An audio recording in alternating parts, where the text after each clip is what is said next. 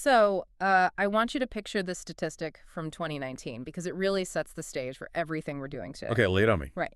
So, in 2019, adolescent boys started going to the emergency room for physical injuries at the exact same rate as adolescent girls. Wow. And even more surprisingly, it was the exact same rate as 50-year-old men. That is just, I mean, it's a staggering statistical drop. It really is. All the broken bones, the scraped knees, the stitches from falling out of trees. The basic physical friction of childhood. Yes, exactly. It just vanished. Well, and if you look at the historical data, adolescent boys are literally always the highest demographic for physical injury.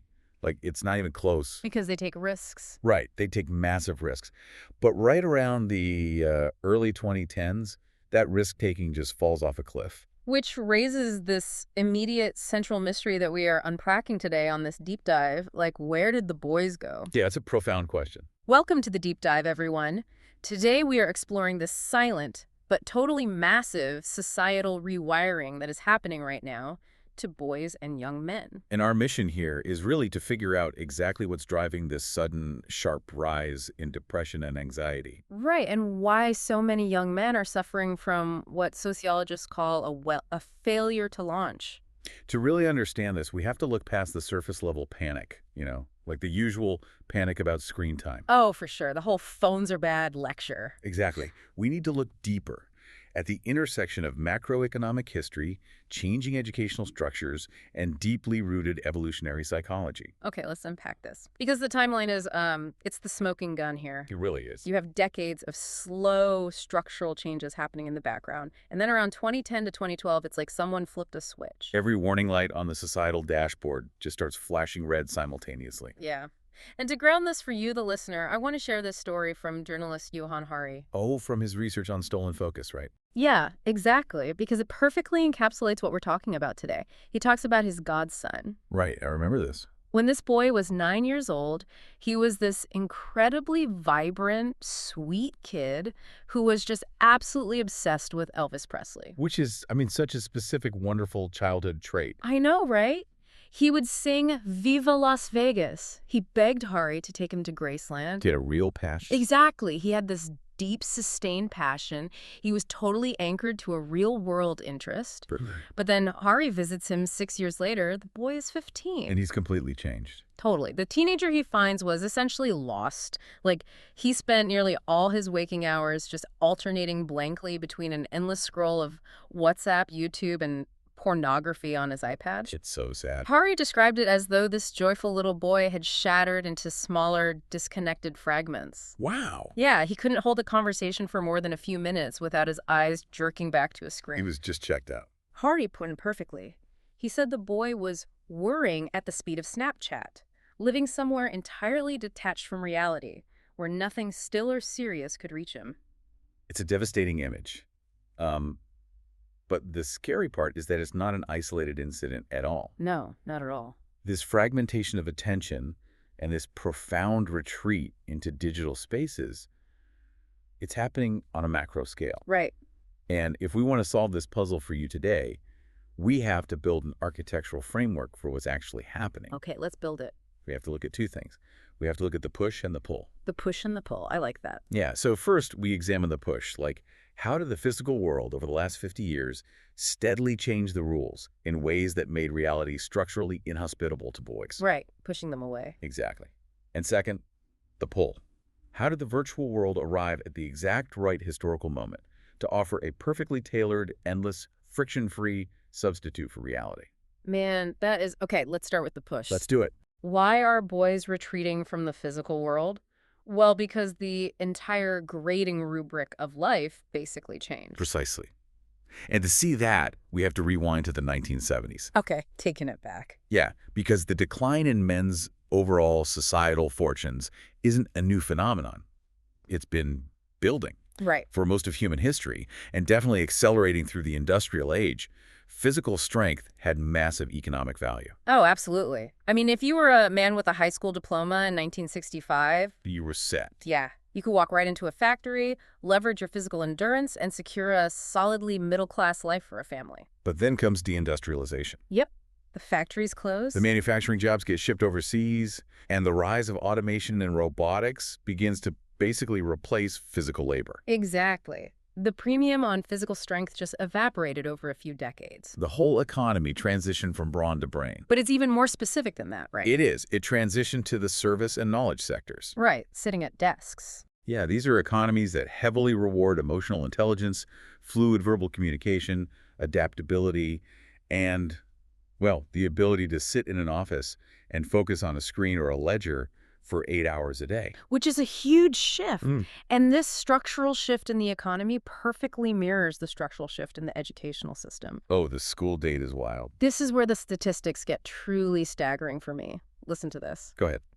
In 1972, women earned only 42% of bachelor's degrees in the United States. Okay. Fast forward to 2019, and that ratio has completely flipped. Women now earn 59% of bachelor's degrees, and men earn 41%. Now, we need to be incredibly clear here because this is where this specific conversation often gets completely derailed by political culture wars. Yes, very true. Let's frame this right. We are just looking at the source material objectively. This is not a zero-sum game. No. The rising fortunes of women, their dominance in higher education, that is a massive societal victory. 100%. It is the natural, completely desirable result of finally removing the unjust legal and cultural constraints that held women back for centuries. Right. We removed the barriers, and women thrived. Exactly. Nobody is saying we should, artificially suppress female achievement to make boys look better. That's not what this is about. Not at all. But we do have to look at what is happening to the boys in that exact same environment. And the data is really grim. It is. The data shows boys get significantly lower grades across the board today. Yep. They have much higher rates of ADHD diagnoses. They are vastly more likely to struggle with reading proficiency, and they are 3 times as likely to be suspended or expelled from school. 3 times as likely. I mean, think about that. If any other demographic were failing at that rate, it would be treated as a national emergency. Right, it really would be. But we have to ask why this is happening. Right. The modern educational system, much like the modern service economy we just talked about, prizes a very specific set of behavioral skills. Sitting still. Yes. It prizes the ability to sit still for long periods, to focus quietly, to regulate physical impulses, and to engage in highly fluid, open communication. Which brings up a major question for me. Are we pathologizing boyhood? That's a great way to put it. Because it really feels like we changed the entire grading rubric of life to heavily favor one specific style of learning, and now we're shocked that the kids who don't naturally fit that mold are failing. It's so true. Like if you have a 7-year-old boy who is bursting with physical energy, who wants to wrestle, who learns through tactile movement, and struggles to sit at a desk under fluorescent lights for 7 hours a day. He's immediately labeled. Exactly. The system immediately labels him as a problem. He gets sent to the principal, he gets suspended, or he gets medicated. Yeah. It's like demanding a fish be graded on its ability to climb a tree. That is a perfect analogy. Okay. Because developmentally speaking, girls, on average, hit certain prefrontal cortex milestones a bit earlier than boys. Okay, so biology plays a role. Right. Their impulse control and verbal fluency develop faster in those crucial early educational years. So the school environment just naturally aligns with their developmental timeline. Yes. And for a lot of boys, the classroom basically feels like a constant environment of negative reinforcement. Yeah. They are constantly told they're too loud, they're too fidgety, they're too disruptive. So by the time they hit adolescence, they've completely internalized the idea that they are fundamentally broken. Or just unwanted by the system. Right. Exactly. And this explains a profound, slow-rolling sense of male malaise that built up from the 70s all the way through the early 2000s. It was brewing for a long time. It wasn't a sudden mass psychological breakdown. It was a structural challenge. The economy changed, the schools changed, and boys found themselves increasingly penalized in the real world. They just began feeling purposeless and adrift. Because the environment simply stopped rewarding their natural tendencies. That is the first major push away from the real world. Right. But if the economy and the schools were pushing them out the front door, the culture of safetyism in the 1980s and 1990s basically locked the door behind them. Oh, safetyism, yes. Let's talk about the total eradication of physical risk. This is the second psychological factor that compounded all those structural changes. In the 80s and 90s, we saw a massive cultural shift in how parents and society viewed childhood risk. Driven by the media mostly? Yeah, driven by sensationalized media, the rise of the 24-hour news cycle, and a growing intense fear of stranger danger. even though the actual statistical risk of abduction was incredibly low. Incredibly low. Yeah. But the fear was real. So we saw the complete disappearance of rough-and-tumble play. It just vanished. I mean, I remember hearing stories from older generations, even my older cousins, about leaving the house at dawn, disappearing into the woods, building completely structurally unsound ramps for their bikes. The classic plywood ramps. Yes, and they wouldn't come back until the streetlights came on. Total lack of adult supervision. They were managing their own little societies. But starting in the 90s, that unstructured playtime was drastically shortened. It was pulled indoors. It was pulled indoors, and most importantly, it became heavily supervised by adults. Playdates. Yes, every playdate was scheduled. Every playground was sanitized and stripped of anything that could cause, a splinter or a fall. No more tall slides. Right. And while this impacted all children, obviously, it hit boys particularly hard because, historically and cross-culturally, boys naturally engage in more physical, aggressive, risky play. And this brings us to one of the most fascinating psychological paradigm shifts in recent history. The graph crossing. Yes, if you look at the medical and psychological data from 2010 onwards, two distinct lines on the graph violently cross. Yeah, this is so telling. Throughout the history of psychological research, there has been a known, distinct divergence in how boys and girls handle distress, particularly as they hit puberty. Right. Historically, boys exhibited what psychologists call externalizing disorders. Meaning they turn their emotional distress outward onto the physical world. Exactly. Yeah. When a boy in, say, 1985 was deeply depressed, anxious, or dealing with trauma, it usually manifested externally. So acting out. Physical fights, vandalism, drunk driving, extreme rebellion, drug abuse. They fought the world. But girls were different. Right. Girls, historically, exhibited internalizing disorders. They turned their distress inward upon themselves, resulting in depression, severe anxiety, eating disorders, or self-harm. But the data from the sources shows that right around 2010, something completely unprecedented happened. The switch. Yeah, the rates of those externalizing behaviors for boys just plummeted. Juvenile delinquency, fighting, drinking, it all just dropped. Which sounds good at first. Right. But simultaneously, their rates of internalizing disorders shot straight up. Boys rapidly shifted toward the psychological pattern that had traditionally been associated almost exclusively with females. They stopped fighting the world and started collapsing inward. And that ties directly back to that hospital admission data you and I mentioned at the very beginning of the deep dive. Yes, the physical risk-taking just vanished. Right. When surveyed during the 2010s, if you asked high schoolers to agree with the statement, "I like to test myself every now and then by doing something a little bit risky," the agreement dropped across the board for everyone. But for boys. For boys, it fell off a cliff to meet the historic lows of girls. Okay, but I have to play devil's advocate here for a second on behalf of anyone listening. Good for it. I look at this data. Fewer teenagers wrapping their cars around telephone poles, fewer teen pregnancies, fewer kids breaking their arms or getting into violent physical altercations. And I think, isn't that a massive victory for public health? Sure. Like, why are we sitting here wringing our hands and worrying that kids aren't ending up in the emergency room? It's a completely fair question. And what's fascinating here is the vital distinction between healthy risk and unhealthy risk. Okay, break that down. Yes, eliminating drunk driving, gang violence, and severe injuries is a massive societal win. Nobody is arguing that we need more teenagers in car wrecks to build character. Right, obviously not. But in our intense society-wide zeal to eradicate all physical danger, we accidentally eliminated healthy risk too. And what does healthy risk actually look like? Healthy risk is climbing a tree that looks just a little too tall. Right. It's exploring a neighborhood at night without a phone tracker. It's the terrifying, heart-pounding vulnerability of walking across the cafeteria to sit with someone you don't know, or, asking someone you have a crush on to a dance face-to-face. It's basically the friction of life. Exactly.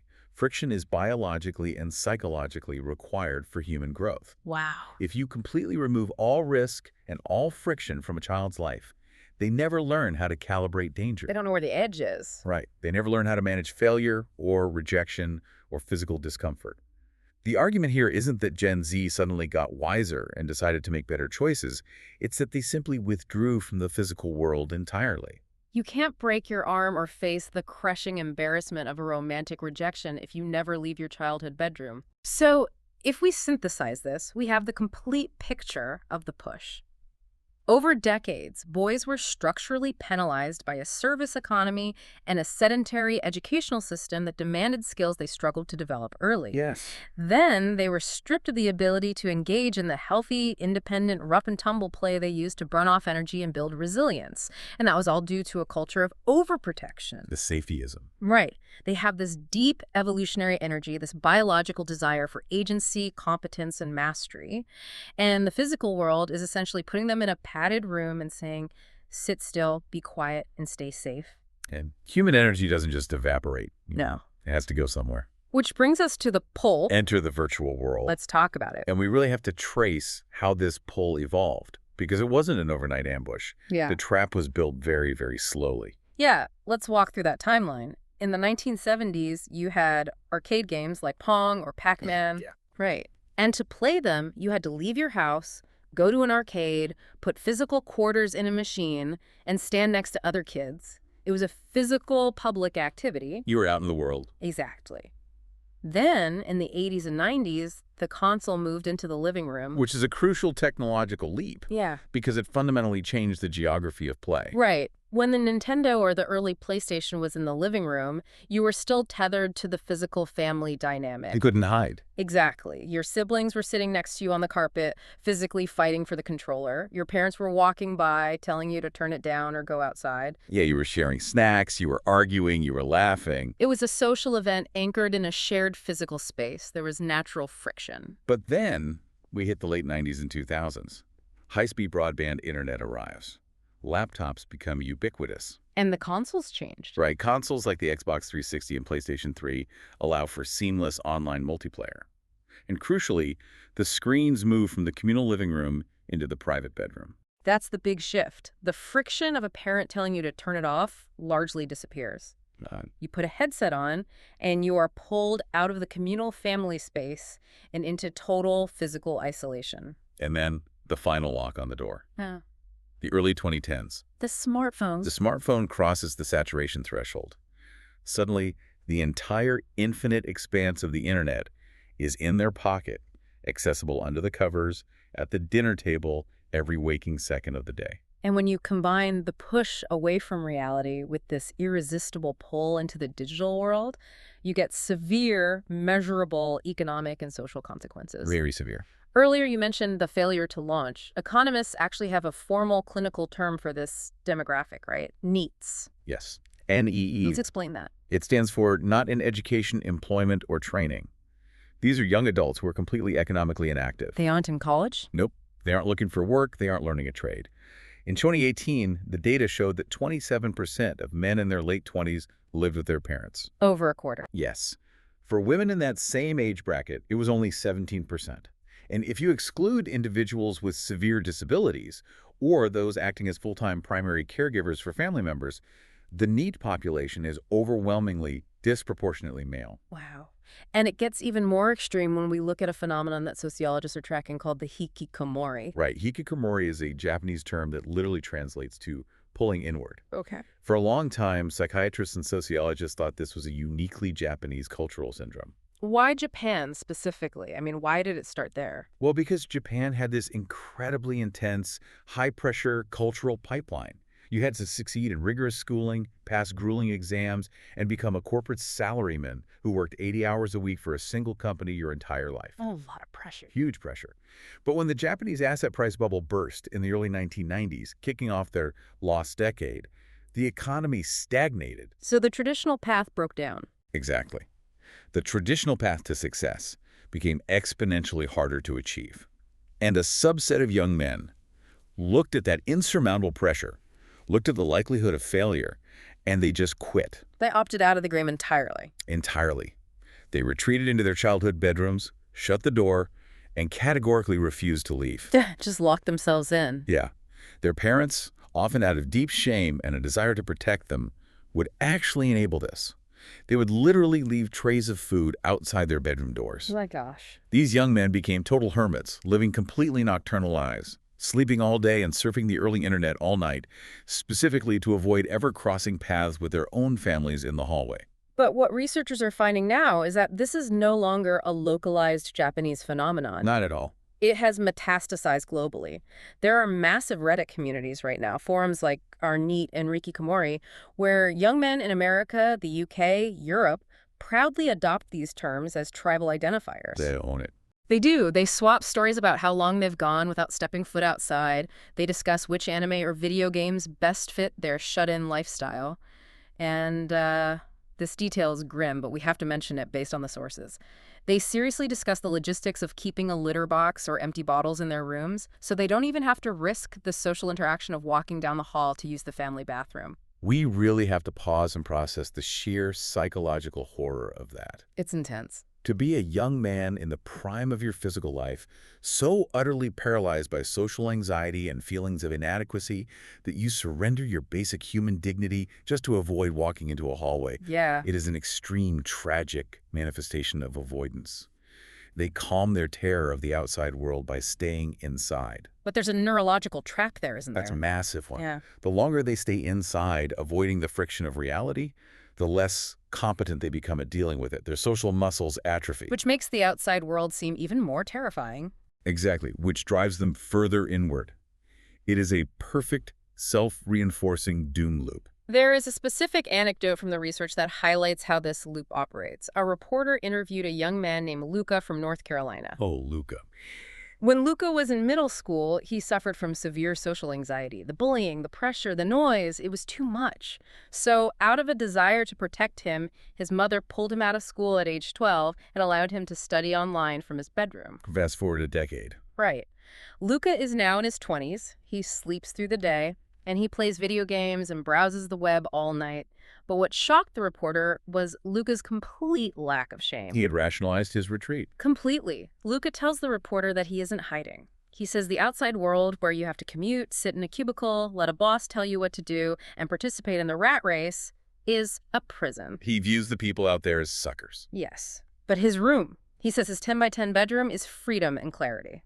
And Luca's rationalization is the exact philosophical bedrock of some of the darkest subcultures on the internet. You're talking about the Chans. Places like the Chans, 4chan, 8chan, and communities known as MDTOW, which stands for Men Going Their Own Way. Right. If you venture into these digital spaces, you don't find young men openly crying about their loneliness.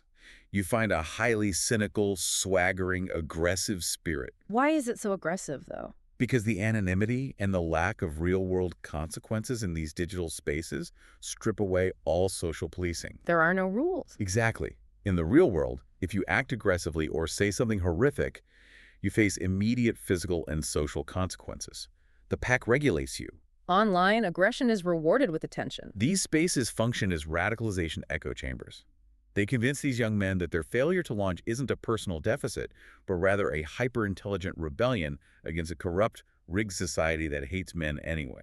It weaponizes their despair and turns it into toxic resentment. Yes. But psychologically, how does this lifestyle sustain someone like Luca for 10 years?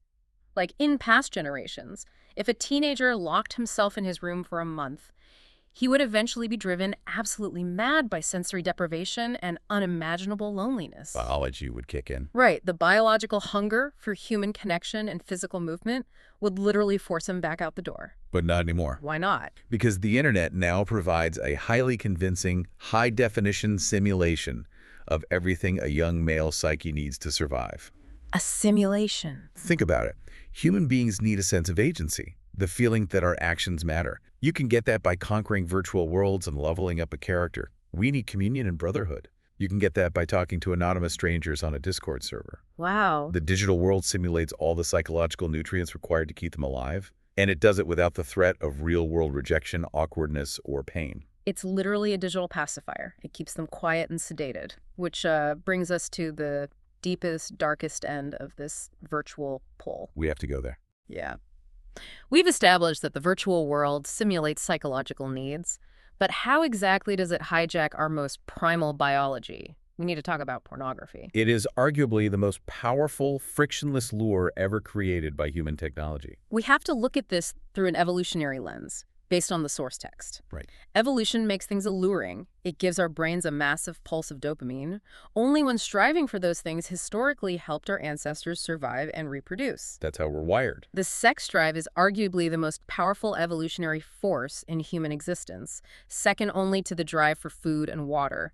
In past decades, a teenage boy's access to this biological reward was incredibly limited. Maybe he found a low-quality printed magazine hidden in the woods. Right. But as puberty hit, that massive, overwhelming surge in the sex drive is what historically motivated adolescent boys to do things that absolutely terrified them. Yes. The drive was the engine that pushed them through the friction of social anxiety. Exactly. It's the only reason a 14-year-old boy would risk the catastrophic embarrassment of calling a girl's house and having her dad answer the phone. Or walking across a gymnasium floor during a school dance, under the watchful eyes of chaperones and his mocking friends, to ask someone to dance. He was terrified, but the biological drive forced him to engage with reality, to learn diplomacy, humor, and resilience. But then high-speed internet arrived. Yeah. As the Broadway musical Avenue Q famously sang back in 2003, the internet is for porn. I remember that. And it was meant as a joke, but it became a terrifying reality. As broadband speeds increased and video streaming became seamless, the availability of high-speed, hardcore pornography just exploded. It became infinite. Once boys got laptops and smartphones in their private bedrooms, they were handed an infinite, easily searchable supply of high-definition video showing every conceivable extreme act. And they could consume it in total privacy, multiple times a day. And the statistics are sobering here. By 2014, long before the smartphone era reached its current peak, a study of Swedish 12th grade boys found that a staggering 24% were daily consumers of pornography. A quarter of all 18-year-old boys. Every single day. Engaging in this daily. And we have to examine the psychological mechanism of what that infinite lure actually does to a developing brain. The illusion of intimacy is profoundly damaging. Among adolescent boys who consume it regularly, surveys show that 59% find it always stimulating, and 10% view it as a genuine clinical addiction that actively reduces their interest in seeking out real-life partners. And we aren't just guessing about the effects anymore, are we? No, we have the data. There was a massive meta-analysis published recently, over 50 distinct studies across 10 different countries involving 50,000 participants. That's huge. The results showed a significant, direct, undeniable link between heavy pornography consumption and lower interpersonal and sexual satisfaction. And crucially, this link was only significant for males. The best analogy I can think of to explain the mechanism here is empty calories. Oh, that's good. Imagine feeding a starving person artificially flavored, hyper-sweetened candy. It tastes incredible. It immediately spikes their blood sugar. It absolutely satisfies the immediate screaming craving in their brain. But it possesses zero nutritional value. Exactly. Pornography separates the evolved lure, the massive dopamine hit of sexual climax, from the real-world reward, which is the difficult, slow, vulnerable process of building an actual human relationship. The friction. Right. These boys are consuming thousands of calories of digital sugar every single day, but they are left completely, devastatingly, socially malnourished. They're physically maturing into men who are fundamentally less capable of finding real love, intimacy, or sustaining a marriage. And this raises a chilling question when we look at the technological horizon, because this empty calorie problem is about to get exponentially worse. With the arrival of spatial video, virtual reality, and specifically generative AI. The AI future is genuinely terrifying. We are no longer talking about passive video consumption here. We're talking about interactive, hyper-personalized digital intimacy. AI companions. We are already seeing the emergence of generative AI virtual boyfriends and girlfriends. Look at the case of Caring AI. Yes. Karen Marjorie, she's this 23-year-old Snapchat influencer. She took thousands of hours of her own YouTube videos and voice recordings and fed them into an AI language model. To make a clone. She created a chatbot clone of herself that fans could pay $1 a minute to text and talk with. And it worked. Within days, she was making massive amounts of money because lonely young men were falling madly in love with the bot. They were spending hours a day sharing their deepest, most intimate secrets with a line of code designed to sound like a beautiful 23-year-old woman. Now, extrapolate that technology 5 or 10 years into the future. As generative AI personalities become completely indistinguishable from human interaction, and as those AIs get implanted into increasingly lifelike robotics, virtual reality headsets, or augmented reality glasses, We are facing a profound societal crisis. we really are. We have to ask ourselves, why would a young man already suffering from intense social anxiety and a complete lack of real-world practice, risk walking up to a woman in a coffee shop to strike up a conversation? Why would he endure the ego-crushing, soul-destroying experience of 1,000 left swipes and rejections on a dating app? Exactly, he wouldn't. No. Why would he do any of that? When a programmable, flawless, hyper-attractive AI girlfriend offers a perfect simulation of intimacy and validation with absolutely zero risk of rejection. It completely short-circuits the entire developmental process of becoming a mature adult. Yes, it does. In a real relationship, you have to learn compromise. You have to learn how to read another human being's subtle emotional cues. You have to apologize when you're wrong. You have to deal with their bad moods and their complex I needs. said it. But an AI girlfriend is programmed to simply cater to your every whim. It agrees with your politics, it laughs at your jokes, it never has a headache, and it never tells you that you're being selfish. It removes all the friction of human connection. But as we established with the physical play, friction is required for growth. Right. Without the friction of real human relationships, you remain psychologically stunted in a state of perpetual narcissistic adolescence. It's a dark path. Okay, so if pornography and AI girlfriends replace the biological drive for love and intimacy, what replaces the male drive for friendship, status, and achievement? Video games. Right. And this is a highly complex area. We have to be very careful not to paint with too broad a brush here. Because it's not all bad. All right. Unlike pornography, video games are not purely detrimental. It's important to state that the expert consensus is nuanced. Video games actually offer some measurable cognitive benefits. They do. Studies have shown they can improve working memory, increase response inhibition, and even boost certain types of spatial awareness and school competence. And we saw this play out in real time during the COVID-19 pandemic. Oh, absolutely. When schools shut down and physical sports were canceled, gaming genuinely mitigated short-term loneliness for millions of kids. They could log on to Minecraft or Fortnite, play cooperatively, and maintain a vital lifeline to their friends. It's not an inherent evil. However, we cannot let the positive aspects blind us to the dark side of the screen. The addiction factor. Yes. For a substantial and growing subset of heavy users, the results of modern gaming are catastrophic. The data points to a 2018 meta-analysis showing that 7% of adolescent boys, that is 1 in every 13 boys, suffer from what psychologists now classify as internet gaming disorder, or IGD. So what does that actually look like in practice? Well, to qualify for an IGD diagnosis, a person has to show significant impairment or distress in multiple vital areas of their life. We're talking about clinical addiction symptoms. Like withdrawal? Yes. They experience intense relapse when they try to quit. They suffer physical and emotional withdrawal symptoms like irritability and anxiety when they can't play. They lie to their parents and friends about how much time they spend gaming. And most importantly, they use the game as a total escape mechanism from negative moods, which leads to massive, explosive conflicts with their families when the screens are taken away. There is a heartbreaking anecdote from the source material that really illustrates this. Oh, Chris's story. Yes, Chris. The author hired a young man named Chris to help finalize the research. Chris was incredibly bright, but he was very open about his own debilitating struggles with gaming and porn addiction, which started all the way back in elementary school. It started so young for him.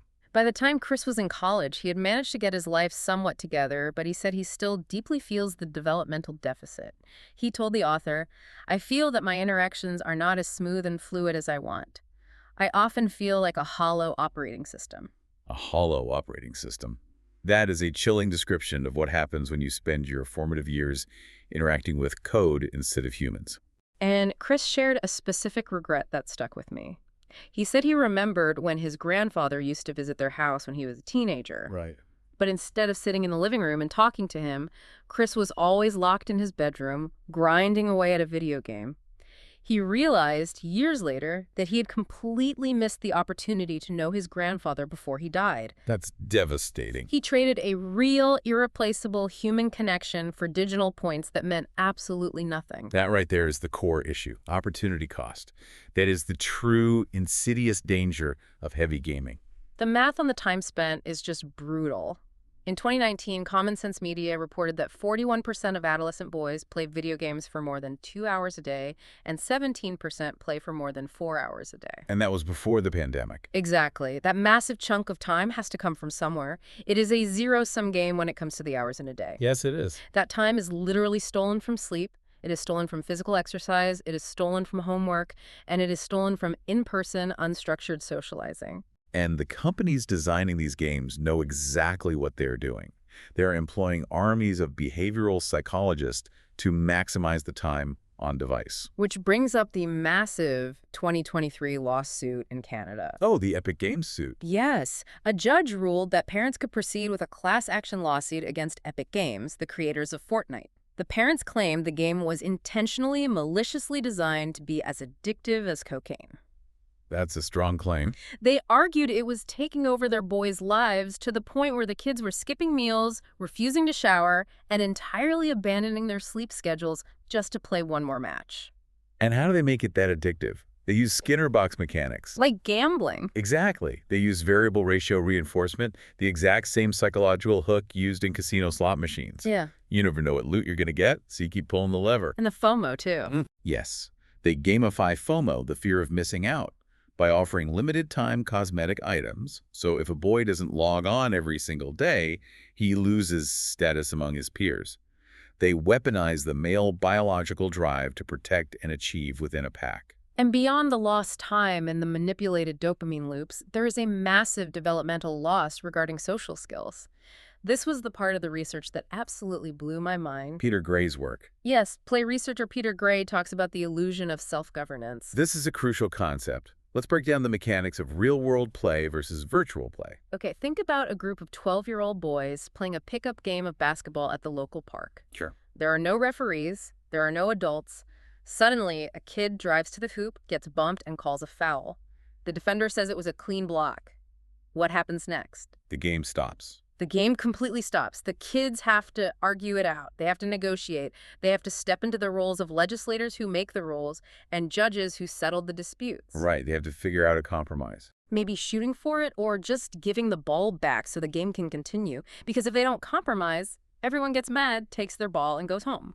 Exactly. They are practicing complex self-governance. Yeah. They are learning diplomacy, emotional regulation, and conflict resolution in real time. But in a multiplayer video game like Call of Duty or Fortnite, there is zero negotiation. The computer decides. The platform does all the legislating and all the judging. If you shoot someone in the game, the code mathematically registers the hit. You can't argue with the code. No, you can't. You can't negotiate with the algorithm. The code is the absolute unquestionable law. So you have a generation of boys spending thousands upon thousands of hours in these highly structured, perfectly adjudicated digital environments where they are learning absolutely zero skills in self-governance, compromise, or real-world conflict resolution.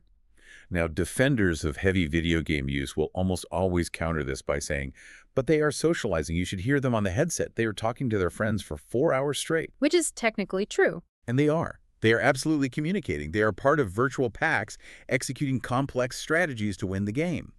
But we have to look past the quantity of interaction and examine the quality of those bonds. The quality is where it falls apart. Because if we look at the macro data, there is a tragic, real-world statistic unfolding simultaneously, the male friendship recession. It is incredibly sad. In 1990, a survey found that only 3% of American men reported having no close friends. Basically a statistical anomaly. By 2021, that number had skyrocketed to 15%. Nearly 1 in 6 men have no close friends at all. And it gets worse when you look at emotional intimacy.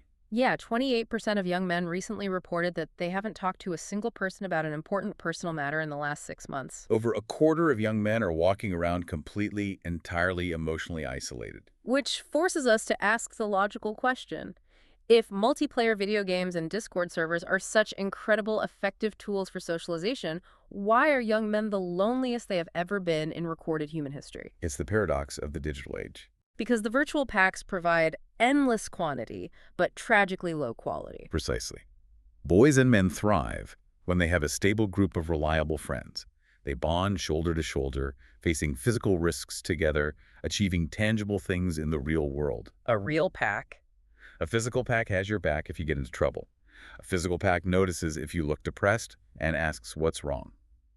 Online gaming provides a fleeting, disembodied network. You might play with someone for 100 hours, but you don't know their real name. You don't know what their face looks like, and the moment you log off, they vanish. It is a hollow substitute for brotherhood. So let's step back and look at the whole board here. We've explored the mechanics. We see how the shift to a service economy and the rise of a hyper-protective safety culture pushed boys out of the real world. The boy. We see how the infinite dopamine loops of pornography and the time theft of video games pulled them into the virtual world. The pull. But what is the ultimate emotional and philosophical toll on this generation? Where does all of this leave a 20-year-old man today? To truly grasp the emotional toll, we actually have to look backward. To history. Yeah, the best lens for understanding today's digital crisis actually comes from the late 19th century. We need to look at the work of Émile Durkheim. The French sociologist. Yes. In 1897, Durkheim published a groundbreaking foundational study on the social causes of suicide. Okay. He was looking at the upheaval of the Industrial Revolution. Millions of people were leaving their tight-knit farming villages where everyone knew them and where the church and community dictated their path, and they were moving into massive, anonymous cities to work in factories. So he was looking at the Industrial Revolution, and we are basically applying his exact theories to the digital revolution. Because the technology changes, but human nature remains completely constant.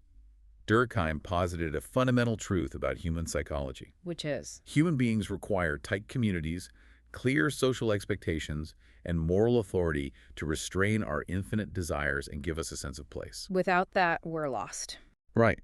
When society changes too rapidly and those binding community structures dissolve, people don't suddenly feel a joyous sense of ultimate freedom.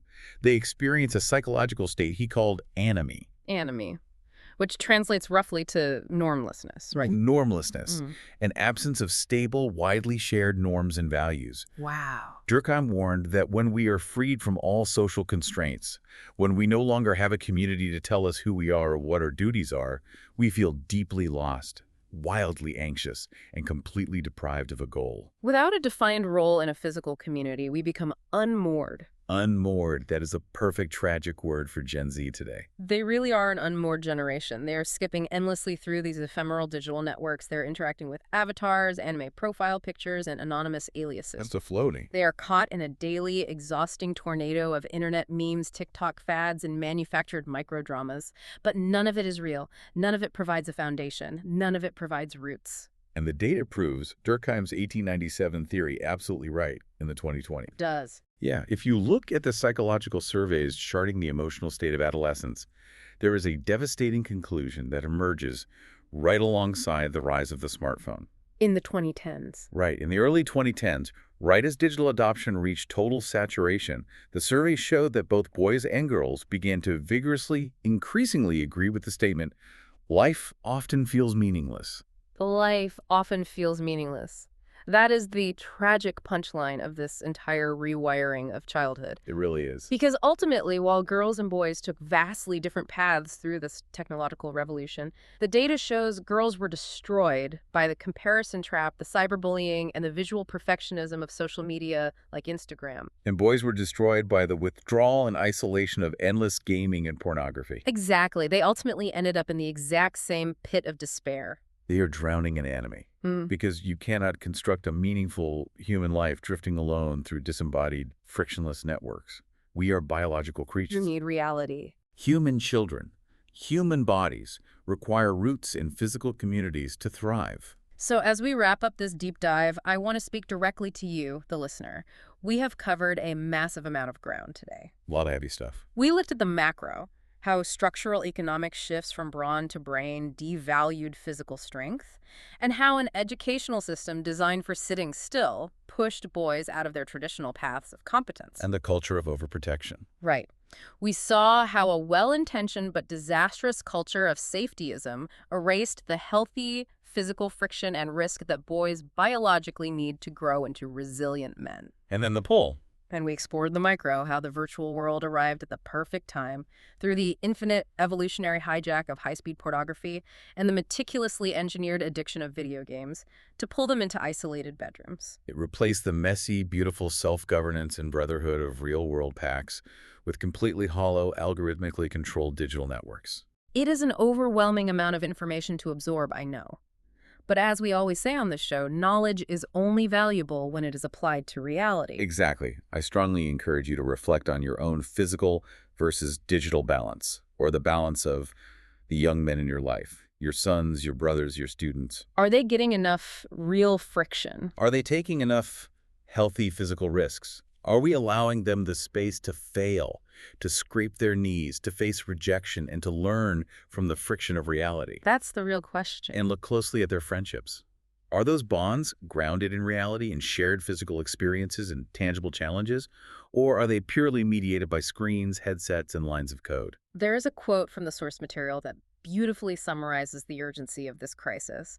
It says, "Children must grow up on Earth before we can send them to Mars." Such a great way to put it. Meaning, they need a rock-solid foundation in physical reality, in nature, and in face-to-face human connection before they can safely navigate the infinite expanse of the virtual universe. They need roots on Earth first. Right, and that leaves me with a final provocative thought for you to mull over as you go about your day. Let's hear it. If the virtual world was built by gamifying our deepest psychological needs, giving us constant dopamine hits, immediate feedback loops, and a flawless simulation of achievement and intimacy, what would it look like if we applied that exact same billion-dollar ingenuity to gamifying the real world? Oh, that's interesting. How do we build neighborhoods, schools, and communities that make Earth so rich with physical brotherhood, real adventure, healthy risk, and tangible, meaningful purpose that Mars just doesn't look that appealing anymore? That really is the generational challenge of our time. It really is. Thank you for taking this deep dive with us. Keep questioning, keep exploring, and we'll see you next time.